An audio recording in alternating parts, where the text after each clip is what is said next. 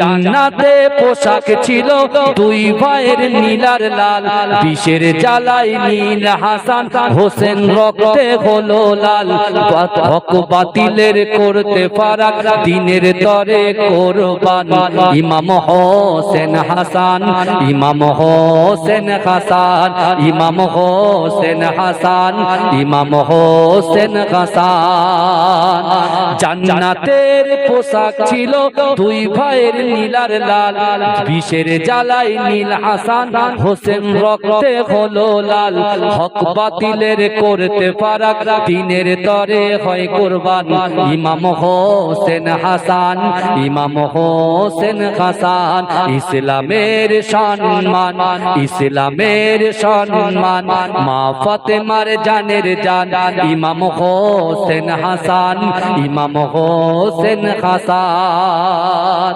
হাদিস পাক খুলে দেখ জান্নাতে যাদের নাম। আমার মরণ যদি হয় সোনার মদিনায়, আমার দাফন যদি হয় সোনার মদিনায়, ওই মদিনার ধুলা বালি লাগবে আমার গায়।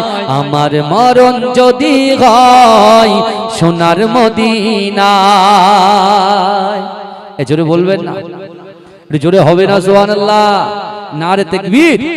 আমার মরণ যদি হয় সোনার মদিনায়, আমার দাফন যদি হয় সোনার মদিনায়, ওই মদিনার ধুলা বালি লাগবে আমার গায়। আমার মরণ যদি হয় সোনার মদিনায়, সোনার মদিনায় গিয়ে চুম্ব নবীর পায়, সালাম আমি দেব গিয়ে নবীজি রওজায়। জোরে বলেন না। কত হাজি কেঁদে কেঁদে বলে দয়াময়, মত আমার হয় যেন নবী যে তার, তার সুপারিশ পেলে পরে, তার সুপারিশ পেলে পরে জান্নাত নসিব হয়। আমার মরণ যদি হয় সোনার মদিনায়, আমার দাফন যদি হয় সোনার মদিনায়, ওই মদিনার ধুলা বালি লাগবে আমার গায়। আমার মরণ যদি হয় সোনার মদিনায়, রওজা নবীর দেখলে পরে প্রাণটা ভরে যায়, নয়ন যুগল অশ্রুজরে পলক ভিজে যায়।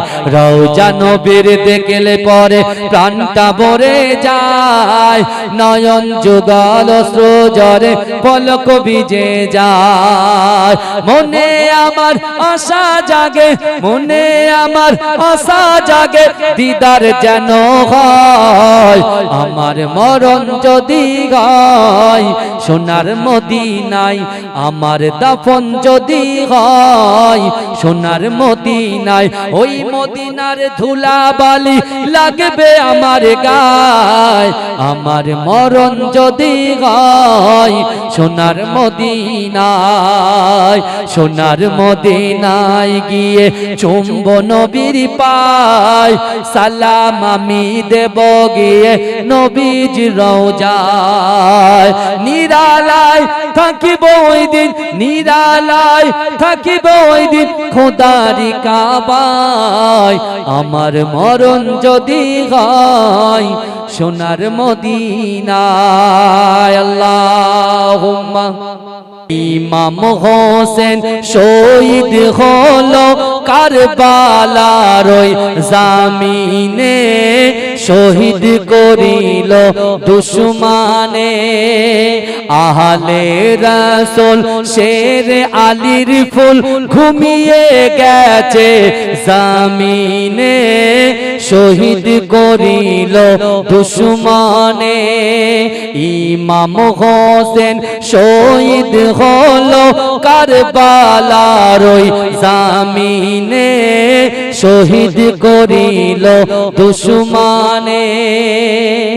10ই মুহররম জুম্মাবারের দিন জুরদের দামামা বেজে ওঠে, তরবারি নিয়ে আলী আকবর কারবালার প্রান্তে ছোটে লস্করে ইয়াজিদ মারিল তীর আলী আকবরের বদনে শহীদ করিল দুশমনে আহলে রাসূল শেরে আলীর ফুল ঘুমিয়ে গেছে জমিনে শহীদ করিল দুশমনে ইমাম হোসেন শহীদ হলো কারবালার ওই জমিনে শহীদ করিল দুশমনে হোসেনের কোলে শিশু আজগার পানির তরে কাঁদিতে রয় পানির বদলে এজিদ সেনা তীর মারিল আজগারের সিনায় আজগারের রক্ত টুপিয়ে পড়ে কারবালার ওই ময়দানে আহলে রাসূল শেরে আলীর ফুল ঘুমিয়ে গেছে জমিনে শহীদ করিল দুশমনে হোসেনের কোলে শিশু আজগার পানির তরে কাঁদিতে রয় পানির বদলে এজিদ সেনা তীর মারিল আজগারের সিনায় আজগারের রক্ত টুপিয়ে পড়ে আজগারের রক্ত টুপিয়ে পড়ে কারবালার ওই ময়দানে শহীদ করিল দুশমনে আহলে রাসূল শেরে আলীর ফুল ঘুমিয়ে গেছে জমিনে শহীদ করিল দুশমনে দশই মুহররম জুম্মাবারের দিন জুরুতে জামামা বেজে ওঠে তরবারি নিয়ে আলী আকবর কারবালার প্রান্তে ছোটে লস্কর ইয়াজিদ মারিল তীর লস্কর ইয়াজিদ মারিল তীর আলী আকবরের বদনে শহীদ করিল দুশমনে আহলে রাসূল শেরে আলীর ফুল আহলে রাসূল শেরে আলীর ফুল ঘুমিয়ে গেছে জমিনে শহীদ করিল দুশমনে কিন্তু আমার ভাই জানেরা এ নবী পাকের উম্মতিরা এ নবী দেবানারা একটু ভালো করে বোঝার চেষ্টা করে আম্মা জান খাদিজা রাদিয়াল্লাহু তাআলা আনহা ইন্তেকাল হয়ে যাওয়ার পরে আমার বিশ্ব নবী রাসূলুল্লাহ সাল্লাল্লাহু আলাইহি ওয়াসাল্লাম নিজের গায়ের জুব্বাটা খুলে কাপড় হিসাবে আম্মা জানের গায়ে পরিয়ে দিলেন এ যুবকেরা এ নবী পাকের উম্মতিরা বিশ্ব নবী রাসূলুল্লাহ সাল্লাল্লাহু আলাইহি ওয়াসাল্লাম আম্মা জান খাদিজাতুল কুবরা রাদিয়াল্লাহু তাআলা আনহার লাশ মোবারকটা আমার রাসূলুল্লাহ নিজে হাতে কবরে দাফন করে দিলেন কিন্তু যুবকেরা বড় আশ্চর্যের বিষয় হলো বিশ্ব নবী রাসূলুল্লাহ সাল্লাল্লাহু আলাইহি ওয়াসাল্লাম যখন আম্মা জান খাদিজাতুল কুবরা রাদিয়াল্লাহু তাআলা আনহার লাশটাকে যখন কবরে শায়িত করলো ও যুবকেরা একটা মানুষ যখন মাইয়েত হয়ে যায় তার মাথাটা কোন দিকে থাকে কথা বলেন এই মুখটা কথা বলেন কিবলা একটা মানুষ যখন ইন্তেকাল হয়ে যায় তার মুখটা কোন দিকে থাকে কথা বলে না কিবলার দিকে থাকে যে যত বড়ই গুনাহগার খাতাকার সিয়াকার হোক না কেন ভালো করে বুঝুন কিন্তু আমাদের আম্মা জানকে যখন হায়াতুন নবী আকায়ে মাওলা মুহাম্মদ রাসূলুল্লাহ যখন লাশ মোবারকটা কবর মোবারকে শুইয়ে দিলে মুখটা আসমানের দিকে আছে। রাসূলুল্লাহ কতবার কিবলার দিকে দিতে গেলেন কিন্তু মুখটা সোজা আসমানের দিকে আছে। রাসূল তো বুঝতে পারছে না কারণ কি। এই শুনছে, এই আমার রাসূল হচ্ছেন আমার আল্লাহ পাকের বন্ধু, আর সেই বন্ধুর উম্মত হলাম আমরা। জোরে বলবেন না, এই জোরে বলবেন না। সুবহানাল্লাযী আসরা বিআবদিহি লাইলাম মিনাল মাসজিদিল হারাম ইলাল মাসজিদিল আকসা, কাবা ঘর থেকে বাইতুল মুকাদ্দাস ফিলিস্তিন থেকে সপ্তম আসমান ভেদ করে আল্লাহর রাসূল যখন জান্নাত জাহান্নাম থেকে আল্লাহর সামনে দাঁড়িয়েছিলেন, আল্লাহ বলছে হাবিবুল্লাহ গো, আমি দুটো জিনিস সৃষ্টি করেছি, একটা হলো জান্নাত আর একটা হলো জাহান্নাম। এই শুনছেন ভাইজান, আল্লাহর রাসূল বলছে, আল্লাহর রাসূলকে আল্লাহ বলছে হাবিব, যারা একবার জান্নাতে যাবে তারা জিন্দেগিতে আর জান্নাত থেকে বেরোবে না। আর জাহান্নামে দুটো দল যাবে। এই জাহান্নামে কটা দল যাবে?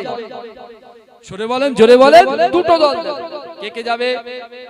কাফের মুশরিকদের একটা দল যাবে, আবু জাহাল, ইয়াজিদ, বুঝতে পেরেছেন, ইবনে জিয়াদ, এদের দল যাবে আগে। কোথায়? আর দ্বিতীয় নম্বর দলে কে থাকবে? ঈমান আছে কিন্তু আমল নেই। ঈমান আছে রোজা নেই, ঈমান আছে যাকাত নেই, ঈমান আছে বাপ মায়ের মহব্বত নেই। এই মাদ্রাসার ছেলেরা যারা চলে যাচ্ছে তাদেরা যাক, কিন্তু ওই জায়গাগুলো একটু গ্যাপ পূরণ করেন তো। এই ফাঁকিবাজি চলবে না, মাদ্রাসার ছেলেদেরকে দিয়ে গ্যাপ পূরণ করে আপনারা মনে করছে প্রচুর লোক চলে এসছে, হবে না। বুঝতে পেরেছেন? মাদ্রাসার একটা নিয়ম কানুন আছে, ওরা সারাক্ষণ বসে থাকতে পারবে না। বুঝতে পেরেছেন?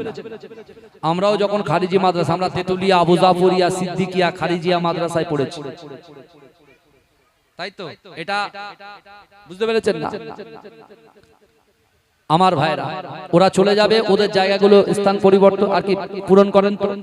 চলে আসেন এদিকে, কিছু কিছু পিছনের থেকে চলে আসেন, তাড়াতাড়ি চলে আসেন। বারবার ওটা উঠি করলে আলোচনায় সমস্যা হয়। বুঝতে পেরেছেন না? জিকির করেন লা ইলাহা ইল্লাল্লাহ, লা ইলাহা ইল্লাল্লাহ। কে ভালোবাসে আবার কেউ ভালোবাসে না, কেউ স্ত্রী হক আদায় করে আবার কেউ হক আদায় করে না। কথা ঠিক বলছি না ভুল বলছি? কথা বলে।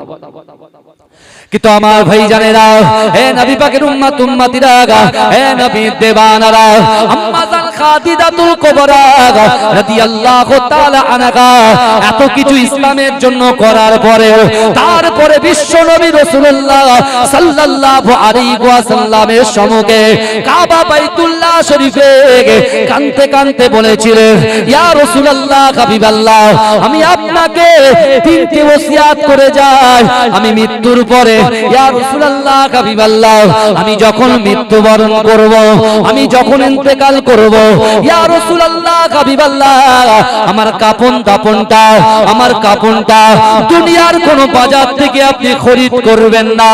এ যুবকেরা, হে নবী পাকের উম্মত উম্মতিরা, আম্মা জান খাদিজাতুল কুবরা বললেন, ইয়া রাসূলুল্লাহ, হাবিবাল্লাহ, আমার কাফনটা আপনি দুনিয়ার কোন বাজার থেকে কিনবেন না। ইয়া রাসূলুল্লাহ, হাবিবাল্লাহ, আমি যখন ইন্তেকাল করব, আমার কাফন হিসাবে আপনার গায়ে একটা জুব্বা আমি খাদিজার গায়ে পরিয়ে দিয়ে আমাকে আপনি দাফন করে দেবে। হে যুবকেরা, ও আমার আম্মা জান বোনেরা, না না না, আম্মা জান খাদিজাতুল কুবরা আবার বললেন, ও আমার হাবিবুল্লাহ, ও আমার স্বামী, আপনি শোনেন শোনেন, আমি যখন ইন্তেকাল করব, আমার লাশটা আপনার হস্ত মোবারক, আপনার হাত মোবারক দিয়ে আমার লাশটাকে, আমার লাশটাকে আপনি নিজের হাতে করে ওই কবরে আপনি শায়িত করে দেবেন। ও আমার হাবিবুল্লাহ, ও আমার স্বামী, আপনি শোনেন শোনেন শোনেন শোনেন, আমাকে যখন আপনি দাফন করে দেবেন, না না না, একটু আগে আপনার মুখ দিয়ে শুনেছি, মৃত্যুবরণ করার পরে মিনহা খলাকনাকুম ওয়া ফিহা নুঈদুকুম ওয়া মিনহা নুখরিজুকুম লাকুম তারাতান উখরা বলে 3 মুঠো মাটি যখন দেওয়া হয়ে যাবে, সন্তান কাজে আসবে না, কেউ কাজে আসবে না, না না না, নিজের ভাই কবর ছেড়ে চলে আসবে, স্বামী কবর ছেড়ে চলে আসবে, সন্তান কবর ছেড়ে চলে আসবে, বন্ধু কবর থেকে চলে আসবে। ইয়া রাসূলুল্লাহ হাবিবাল্লাহ, কবর থেকে ছাড়ার পরে মুনকার নাকির এসে 3টে সওয়াল করবে, ইয়া রাসূলুল্লাহ ইয়া হাবিবাল্লাহ হুজুর, আমি খাদিজা যখন ইন্তেকাল করব, আমাকে যখন দাফন করে দেবে, আমারও তো কবরে সওয়াল জবাবটা হবে। ইয়া রাসূলুল্লাহ হাবিবাল্লাহ, আপনি আমার দাফন করার পরে কবর থেকে ফিরে আসবেন না, কবর থেকে চলে আসবেন না, আপনি আমার কবরের সওয়ালের জবাবটা আপনার নিজের মুখ দিয়ে আনসারটা দিয়ে উত্তরটা দিয়ে তারপরে আমার কবরটা ছেড়ে যাবে। এই জোরে বলে, এই কবরের কথা কে চিন্তা করছে? বিশ্বাস করেন, এখনো সামনেই বলছি, মিথ্যে কথা বলার তো কোনো জায়গা নেই। বাপের কবর পাশে আছে, ভুলে গেছি যে বাপের কবর এখানে আছে। এত ব্যস্ততা দুনিয়া, এত ব্যস্ত আমাদের, এ কথা বলে না কেন? এত ব্যস্ত আমরা, কিসে ব্যস্ত? অর্থ সম্পদের লোভে ব্যস্ত।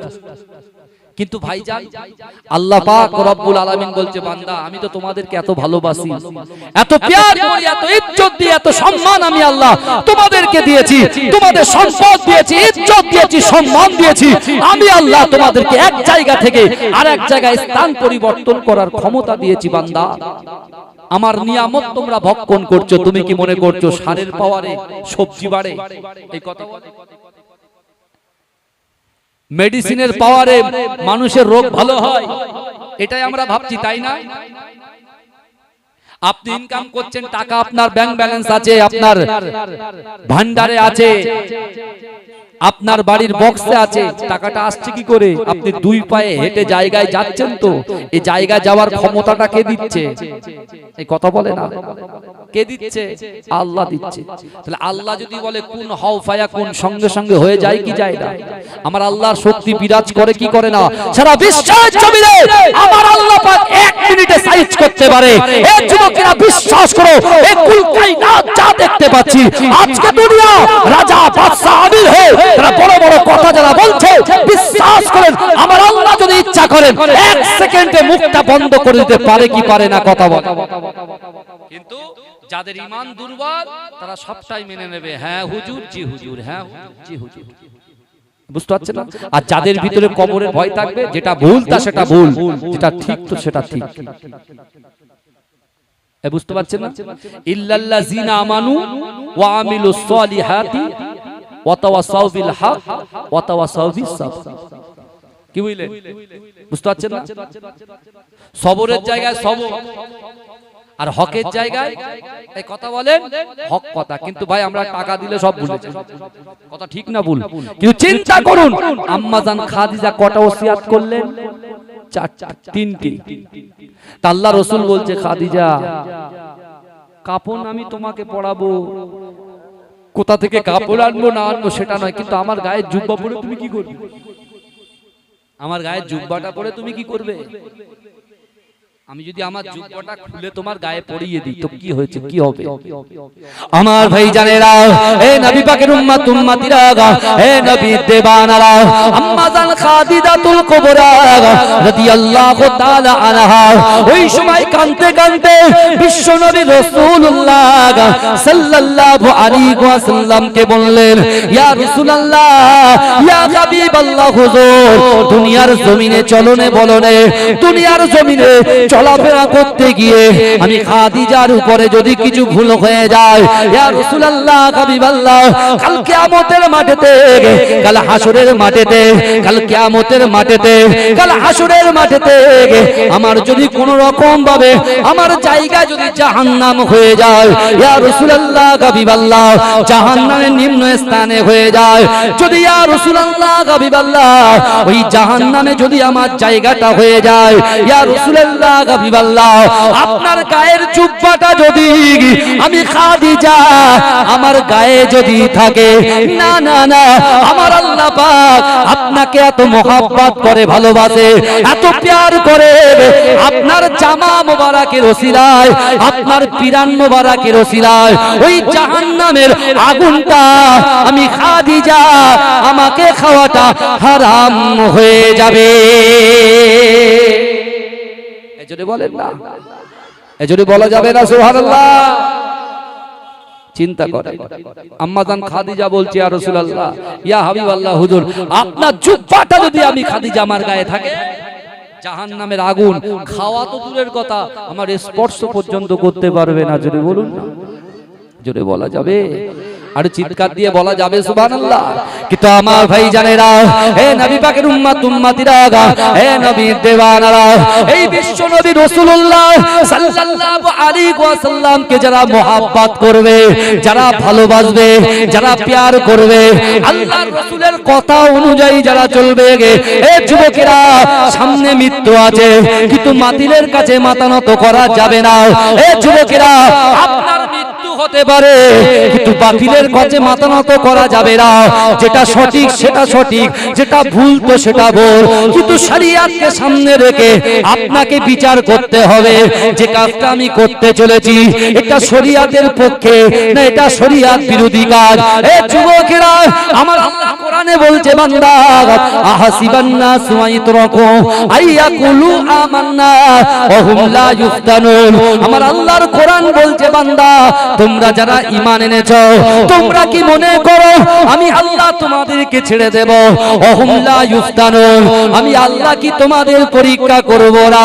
এ যুবকেরা, আল্লাহ পাক নবীদেরকে পরীক্ষা করেছেন, আল্লাহ পাক সাহাবাদেরকে পরীক্ষা করেছেন। এ যুবকেরা, আল্লাহ পাক নবীদেরকে পরীক্ষা করেছেন, আল্লাহ পাক ওলি বান্দাদেরকে পরীক্ষা করেছেন। এ যুবকেরা, যখনই বাতিলের বিরুদ্ধে সামনে দাঁড়িয়ে গেছে, যখন বাতিলের সামনে দাঁড়িয়ে গেছে, এ যুবকেরা অহংকারী মানুষের সামনে দাঁড়িয়ে গেছে, প্রাণ দিয়ে দিয়েছে, কিন্তু তারা কখনো বাতিলের কাছে মাথা নত করে নাই। আমার আল্লাহ বলে, ও বান্দা, দুনিয়ার জমিনে ওঠা বসা করতে গিয়ে, ব্যবসা বাণিজ্য করতে গিয়ে, চলাফেরা করতে গিয়ে, ব্যবসা বাণিজ্য করতে গিয়ে তোমরা যদি কখনো বাতিলের সামনে পড়ে যাও, তোমরা কখনো মাথা নত করবে না, তোমরা নিজেদেরকে বিকিয়ে দেবে না, কারণ তোমরা হলে ইমানদার। আর ইমানদার যখন বাতিলের সঙ্গে মাথা নত করলে তার জীবনটা যদি চলেও যায়, আমি আল্লাহ পাক আমার হাবিবুল্লাহর ওসিলায় 8টা জান্নাত সৃষ্টি করেছে। ওই 8টা জান্নাতের ভিতরে সব চাইতে বড় জান্নাত জান্নাতুল ফেরদাউসটা আমার আল্লাহ পাক ওই বান্দা বান্দির আমলনামায় আতা করে দেয়। এজোরে বলবেন না, এজোরে বলবেন না সুবহানাল্লাহ। আল্লাহর রাসূলের একজন সাহাবা ছিল যার নাম হচ্ছে হযরতে বেলাল। এই বেলাল ফর্সা ছিল না কালো ছিল? এই জোরে বলেন, বেলাল কালো ছিল না ফর্সা ছিল? এই বেলাল লম্বা ছিল না বেটে ছিল? খাটো ছিল। বেলাল আমাদের মতো স্বচ্ছভাবে কথা বলতে পারতেন না, একটু তুতলে কথা বলতেন। এই বুঝতে পারছেন? এই বেলালকে কে কষ্ট দিয়েছে? উমাইয়া। কারণ ইথিওপিয়া থেকে বেলালকে খরিদ করে নিয়ে এসেছিল উমাইয়া ইবনে খালদ। আর এই উমাইয়া ইবনে খালদ তার অর্থের সম্পদের মোহে পড়ে বেলালকে তাচ্ছিল্য করত, কষ্ট দিত। এক সময় বেলাল আল্লাহর রাসূলের হাতে হাত দিয়ে কলেমা পড়ে মুসলমান হওয়ার পরেও বেলালকে এত কষ্ট দিয়েছিল, এত কষ্ট দিয়েছিল, বেলালের বুকে পাথর চাপা দেওয়ার পরেও বেলাল তখন বলছে লা ইলাহা ইল্লাল্লাহ মুহাম্মাদুর রাসূলুল্লাহ। জোরে বলে, যত জোরে জোরে জিকির করে তত বেলালের মার বেশি চলে। এই শুনছেন? এখন যদি এটা আমাদের হয়, এখন দেখতে পাচ্ছেন তো, যদি আমাদের হয়, আমরা যদি মাথা নত করে আছি, সব নতজানু হয়ে গেছি। কিন্তু ভাইজান, মাথা নত করবেন কার কাছে? আরে ভারতের একটা সংবিধান আছে না নাই? এই কথা বলেন, সংবিধান আছে তো? আমরা সংবিধানকে সম্মান করি, কথা ঠিক না বল? আমরা পশ্চিম বাংলার মানুষ যারা মুসলমান, আমরা যারা পড়েছি লা ইলাহা ইল্লাল্লাহ মুহাম্মাদুর রাসূলুল্লাহ, আমরা সংবিধানকে মানি, আমরা প্রশাসনকে মানি, তাদেরকে রেসপেক্ট করি, সম্মান করি। কারণ এই শিক্ষা কে দিয়েছে? এ শিক্ষা আমরা এই 1 বছর 2 বছর 100 বছর 200 বছর 300 বছর 400 বছর আগে থেকে শিখিনি। এই শুনছে, এ শিক্ষা আমরা 500 বছর 600 বছর আগে থেকে শিখিনি। এ শিক্ষা আমাদের প্রফেট হযরত মুহাম্মদ মুস্তাফা আকায়ে মাওলা হাবিবুল্লাহ জনাব মুহাম্মদ মুস্তাফা সাল্লাল্লাহু আলাইহি ওয়াসাল্লাম ১৫০০ বছর আগে কাবা বাইতুল্লাহ শরীফের সামনে সাহাবাদের সামনে সিনা টুকে বলেছিল, দেশকে ভালোবাসা ঈমানের অঙ্গ। জোরে বলুন না সুবহান। এই জোরে বলবেন না ভাই। চেয়ার কিন্তু চেয়ারের জায়গায় থাকে, মানুষ কিন্তু চেঞ্জ হয়। এই কথা ঠিক না ভুল? আর এই চেয়ারে থেকে যদি আপনি মানুষের সঙ্গে ভালো কাজ করে যেতে পারেন, মানুষের জন্য ভাবতে পারেন, সমাজের জন্য ভাবতে পারেন, শিক্ষার জন্য ভাবতে পারেন, স্বাস্থ্যের জন্য ভাবতে পারেন, মানুষের সৌন্দর্য ব্যবসা বাণিজ্যের জন্য ভাবতে পারেন, আপনি যদি ভেবে যান, এই চেয়ারে বসে যদি ভেবে যান, আপনি চলে যাবেন। চেয়ার মানুষ পরিবর্তন হবে, কিন্তু মানুষ আপনাকে ভুলবে না। কথা ঠিক না ভুল? কথা খারাপ বলছি না ভুল বলছি রে ভাই? ঠিক বলছি না ভুল বলছি? কথা বলে মৃত্যু তো হবে, চলে যাবে, কথা বলে। মানুষ পরিবর্তনশীল। মানুষ এখনই একটা কথা বলবে, পরক্ষণে আর একটা কথা বলবে। কিসের জন্য বলে তো? নোটের জন্য। নোটে সব বিক্রি হয়ে যাচ্ছে। নোট তো তোমাকে জান্নাতে নিয়ে যেতে পারবে না ভাই। তোমার গাড়ি, তোমার বাড়ি, অর্থ সম্পদ জান্নাতে নিয়ে যেতে পারবে না। এ যুবকেরা, জান্নাতে যেতে গেলে তোমার কলবের ভিতরে, তোমার অন্তরের ভিতরে আল্লাহর রাসূলের মহব্বত, কোরআনের ভালোবাসা, আল্লাহর হুকুম, হুকুকুল্লাহ, হুকুকুল ইবাদ, বান্দার হক আর আল্লাহর হক পঙ্খানুপঙ্খভাবে আদায় করে এই সিনার ভিতরে গেঁথে রেখে যদি চলতে পারে, আপনার সফলতার শিখরে আপনি পৌঁছে যাবেন, রাসূলুল্লাহর সঙ্গে জান্নাতে বাস করবেন। জোরে বলে, জোরে বলবেন না? চিৎকার দিয়ে হবে না সুবহানাল্লাহ? চিৎকার দিয়ে হবে না সুবহানাল্লাহ? বাতিলের কাছে মাথা নত করা যাবে না। ইমাম হোসেন বাতিলের কাছে মাথা নত করেছে। কথা বলেন।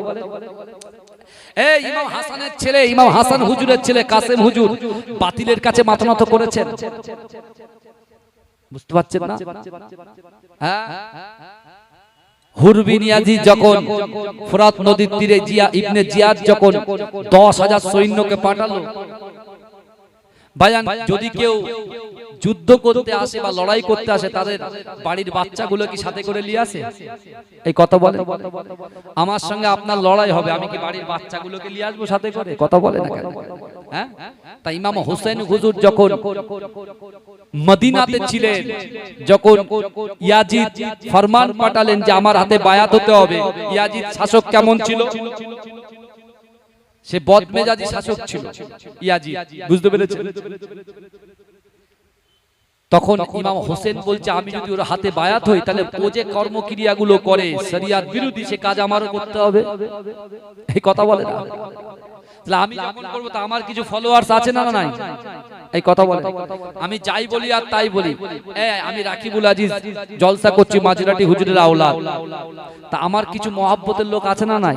কিছু যুবক, তারা নামাজ পড়ুক চাই না পড়ুক, তারা ভালোবাসে কিনা? বাসে। আমার আব্বা ইন্তেকালের পর থেকে এই জলসা আমি কন্টিনিউ আসছি। আমি এখানে আসি। আজকে হাতিশালার মানুষেরা আমার দাদাকে মহব্বত করেছে, আমার আব্বাকে মহব্বত করেছে, আমাদেরও করছে। ব্যবহার যদি ইয়াজিদের মতো ব্যবহার করি, আর আপনারা আমাদের সাথে মিশবেন? এই কথা বলেন। আমি যদি ইয়াজিদের মতো ব্যবহার করি, আপনারা মিশবেন? কেউ মিশবেন না। বলে ধর পার কর এখান থেকে আগে। আল্লাহ রসুল এই চরিত্র, এই ক্যারেক্টার আমার রাসূলুল্লাহ আমাদেরকে দিয়ে গেছেন 1,500 বছর আগে। আর রাসূল নিজেই বলেছেন, দেশকে ভালোবাসা ঈমানের অঙ্গ। আমরা ভারতবাসী, আমরা রাষ্ট্রবাদী মুসলমান। কি বুঝলেন? কেন রাষ্ট্রবাদী মুসলমান কেন বললাম? কেন আমরা ওপার থেকে আসি, আমরা জন্ম কিন্তু এখানে। বুঝতে পেরেছেন?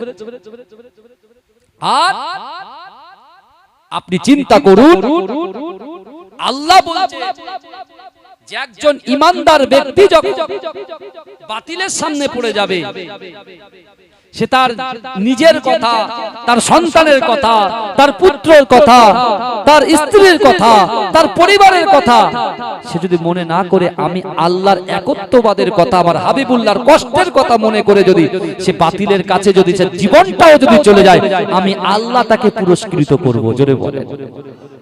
তুমি হয়তো তোমার ছেলে কষ্ট পাবে, তোমার বাচ্চা কষ্ট পাবে, তোমার সন্তান কষ্ট পাবে, কিন্তু আমি আল্লাহ তোমার পুরস্কার দেব। কি দেব? বিলাল হুজুর যখন বেহুশ হয়ে যেতেন, এই উমাইয়া ইবনে খালফের সাত মৃত্যু না, সাত একেবারে সাত, তখন ওই অবস্থায় বেহুশ অবস্থায় বিলালের পায়ে দড়ি বেঁধে, এই শুনছেন, উটের উপরে উটের পায়ে বেঁধে দিয়ে ছেড়ে দিতেন। বড় বড় পাথরের বেলালের ওই বেহুশ অবস্থা যখন লাগতো, আর বেলাল বলতো কুল হুয়াল্লাহু আহাদ আল্লাহুস সামাদ লাম ইয়ালিদ ওয়া লাম ইউলাদ ওয়া লাম ইয়াকুল লাহু কুফুয়ান আহাদ। জোরে বলুন আল্লাহ এক, আল্লাহ এক, আল্লাহ এক, জোরে বলুন না। কিন্তু আমার ভাই জানেরা, এ নবী পাকের উম্মত উম্মতিরা, এ নবী দেওয়ানারা, আল্লাহ রাসূলের মুহাব্বতে সাহাবা হযরতে বেলাল যখন এমন ভাবে উমাইয়া ইবনে খালফের কাছে অত্যাচার হচ্ছে, অত্যাচারিত হচ্ছে, এই যুবকেরা একটা টাইমে উমাইয়া ইবনে খাল বেলালকে পরাস্ত করতে পারলো না, বেলালের মাথাটাকে নোয়াতে পারলো না। ওই সময় উমাইয়া ইবনে খাল বলেছিল, এ বেলাল যা যা যা, তোকে কিছুক্ষণের জন্য আমি ছেড়ে দিলাম, তোকে কিছুক্ষণের জন্য ছেড়ে দিলাম, তুই আমার কাছে আবার হাজির হয়ে যাবে। ও যুবকেরা, বেলালকে যখন ছাড়া হলো, বেলালের কলিজার ভিতরে, বেলালের অন্তরের ভিতরে, বেলালের কলবের ভিতরে আল্লাহর ভয় এত ছিল। এ যুবকেরা, বেলালের মনের খ্বাহিশ ছিল, জিন্দেগি জীবনের একটা বার কাবা শরীফটা তওয়াফ করব, কাবা শরীফের ভিতরে ঢুকবো, কাবা শরীফটা তওয়াফ করব। এ যুবকেরা, উমাইয়া ইবনে খাল যখন বেলালকে ছেড়ে দিলেন, ওই সময় বেলাল নিয়ত করলেন, আমি এই অবস্থায় কাবা বাইতুল্লাহ শরীফে চলে যাব, আমার গায়ের থেকে রক্ত ঝরে, আমার জামাগুলো ছিঁড়ে যায়। এ যুবকেরা, বেলাল হুজুর আল্লাহর ঘর কাবা বাইতুল্লাহ শরীফে প্রবেশ করে তওয়াফ করতে লাগলেন। লাব্বাইক আল্লাহুম্মা লাব্বাইক, লাব্বাইক আল্লাহুম্মা লাব্বাইক, লাব্বাইক লা শারীকা লাকা লাব্বাইক, ইন্নাল হামদা ওয়ান নি'মাতা লাকা ওয়াল মুলক লা শারীকা লাক, লাব্বাইক আল্লাহুম্মা লাব্বাইক, লাব্বাইক লা শারীকা লাকা লাব্বাইক, ইন্নাল হামদা ওয়ান নি'মাতা লাকা ওয়াল মুলক লা শারীকা লাক। এ যুবকেরা, এ নবী পাকের উম্মত উম্মতিরা, বেলাল হুজুর যখন কাবা শরীফটা তওয়াফ করে, ওই সময় এ যুবকেরা, আগেও আবু জাহল কাবা শরীফ তওয়াফ করত, আগে কাফেররাও কাবা শরীফ তওয়াফ করত। এ যুবকেরা, বেলাল হুজুর যখন কাবা শরীফ তওয়াফ করে, আবু জাহল কাবা শরীফ তওয়াফ করছিল। আবু জাহলের সঙ্গে বেলাল হুজুরের যখন সাক্ষাৎ হয়ে যায়, ওই সময় আবু জাহল বলছে, হে বেলাল তুমি দাঁড়িয়ে যাও, বেলাল তুমি দাঁড়িয়ে যাও, বেলাল তুমি দাঁড়িয়ে যাও। বেলাল হুজুর যখন দাঁড়িয়ে গেল, এ যুবকেরা, এ নবী পাকের উম্মত উম্মতিরা, আবু জাহল বলছে, বেলাল কাবা শরীফ কোন কাফেরদের জন্য নয়, কাবা শরীফ কোন, কাবা শরীফ কোন, কাবা শরীফ কোন গরিবদের জন্য নয়, কাবা শরীফটা কোন চাকরদের জন্য নয়, কাবা শরীফটা কোন কালো মানুষের জন্য নয়, কাবা শরীফটা হলো সম্ভ্রান্ত পরিবারের জন্য, কাবা শরীফটা হলো ধনী ব্যক্তিদের জন্য। এ বেলাল শোনো শোনো, তুমি তো উমাইয়া ইবনে খালফের গোলাম, তুমি এই কাবা শরীফটা দ্বিতীয় দিন থেকে আর তওয়াফ করতে আসবে না। তুমি যদি তওয়াফ করতে আসো, তাহলে তোমাকে আমি কতল করে দেব। ও যুবকেরা, আমার আল্লাহ বলে, বান্দা আমি আল্লাহ তোমাদেরকে এত মহব্বত করি, এত ভালোবাসি, এত প্যার করি। আমার আল্লাহ বলে, বান্দা ফাইনামা তুআল্লু ফাসাম্মা ওয়াজহুল্লাহ, ফাইনামা তুআল্লু ফাসাম্মা ওয়াজহুল্লাহ। আমার আল্লাহ বলে, ও বান্দা তোমরা যখন ডান দিকে তাকাও, ওই ডান দিকে আমি আল্লাহ আছি, তোমরা যখন বাম দিকে তাকাও, ওই বাম দিকে আমি আল্লাহ আছি, তোমরা যখন সামনে তাকাও, সামনে আমি আল্লাহ আছি। ও বান্দা, ও বান্দা, তোমরা যখন পিছনে তাকাও, পিছনেও আমি আল্লাহ আছি। জোরে বলে, বেলালকে বলছে কে? আবু জাহাল বলছে, কাফের বলছে মুমিনকে, কাফের বলছে মুত্তাকিকে, বেলাল হুজুরকে, যার সিনায় রাসূলুল্লাহর মুহাব্বত আছে, যার সিনার ভিতরে, যার কলবের ভিতরে আল্লাহর ভয় আছে। জোরে বলবেন না? জোরে বলা যাবে না? ওই বেলালকে বলছে, কে বলছে? তুই কাবা শরীফে ফারদার দ্বিতীয় দিন থেকে আসবি না, তুই যদি আসিস তোকে কতল করব, মেরে দেব। এই বেলাল হুজুর একটাও কথা বলে না। এই আল্লাহ এই কথাগুলো শুনছে কি শুনছে না? এই কথা বলে। এই আমরাও শুনি, আল্লাহও শুনে, কিন্তু আমাদের শোনার মধ্যে একটা সীমাবদ্ধ আছে।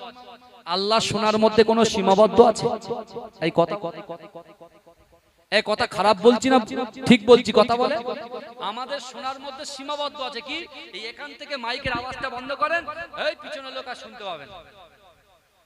এই কথা এখান থেকে যদি কথা বলি পিছনের লোক শুনতে পাবে। আর আমার আল্লাহ অতল সমুদ্রের গভীরের নিম্ন স্থানে পাহাড়ের ভিতরে যদি একটা পিপীলিকা চড়ে, আমার আল্লাহ ওই পিপীলিকার পায়ের আওয়াজটাও শুনতে পায়। জোরে বলবেন না? তাহলে সেই আল্লাহর কাছে মাথা নত না করে দুনিয়ার মানুষের কাছে মাথা নত করলে আপনি জান্নাত পাবেন তো? একটু নিজেকে পরিষ্কার করে একটু আজকে রাত্রে যখন ঘুমাবেন একটু ভাববেন তো কথাগুলো একটু। আম্মা জান খাদিজা মক্কা থেকে 4.5 কিলোমিটার দূর, যে পাহাড় উঠতে 2 ঘন্টা নামতে 2 ঘন্টা সময় লাগে, তিনি রাসূলুল্লাহর জন্য 40 বছর বয়সে উঠলেন। আর আজকে আমাদের যৌবন বয়স, এই বয়সে ইবাদত আল্লাহ পাক পছন্দ করে, এখন আমরা অন্য দিকে ছুটে বেড়াচ্ছি। আমি বলছি ভাই সবকিছু করেন, নামাজটা তো ঠিক টাইমে আদায় করেন। আপনি যা করছেন, ব্যবসা করেন, আলহামদুলিল্লাহ, দোয়া চাই আল্লাহ আপনার ব্যবসায় বরকত দিক, আপনার পরিবারে বরকত দিক, আপনার অন্তরে আল্লাহ বরকত দিক। তাহলে আপনার মেয়ের আপনি পর্দা করার কথা বলবেন না? এই কথা বলেন। আপনি আপনার ছেলের হাতে মোবাইল তুলে দিচ্ছেন, আপনার ছেলে মেয়ে স্কুলে আসছে কিনা, স্কুল ছুটি হওয়ার পরে কোথায় যাচ্ছে কিনা আপনি কোনো খোঁজ রাখবেন না। এটা কি হতে পারে?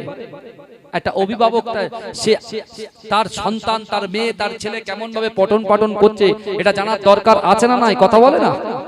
যেমন সন্তানের পঠন পাঠনের দায়িত্ব আপনার, আমার আল্লাহ তো আমাদের দায়িত্ব নিয়ে রেখেছে। এই কথা বলে আল্লাহ তো দেখছেন। আজকে হাতিশালা সরোজনী হাই মাদ্রাসার পিছনে মুফতি আজম মেজলা হুজুর পীর কেবলার প্রতিষ্ঠান, আবাসিক প্রতিষ্ঠানের পিছনে এত সুন্দর যে জলসাটা হচ্ছে, আমার আল্লাহর কাছে কি খবর নাই? মুস্তাফা জানের রহমাতের কাছে কি খবর নাই? কথা বলে না? খবর আছে, খবর আছে। একবার একটু চিন্তা করেন না, আম্মা জান খাদিজা কবরের কথা চিন্তা করছে, আমাদের কবরের কথা চিন্তা হয়েছে?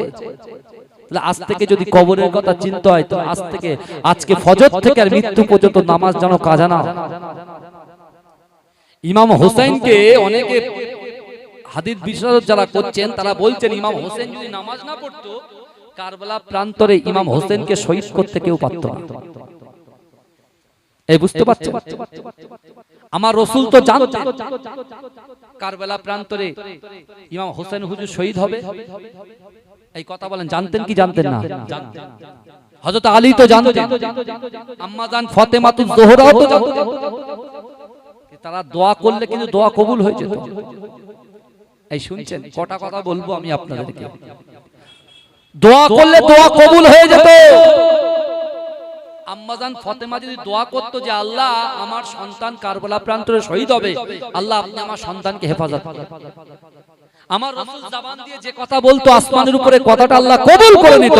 আমার রাসূল যদি বলতো আল্লাহ আমার ইমাম হাসান হোসেন যখন আমি নামাজে সিজদায় যেতাম, তারা যখন আমার ঘাড়ের উপরে উঠতো, তখন আমি নামাজটাকে দীর্ঘ করে দিতাম।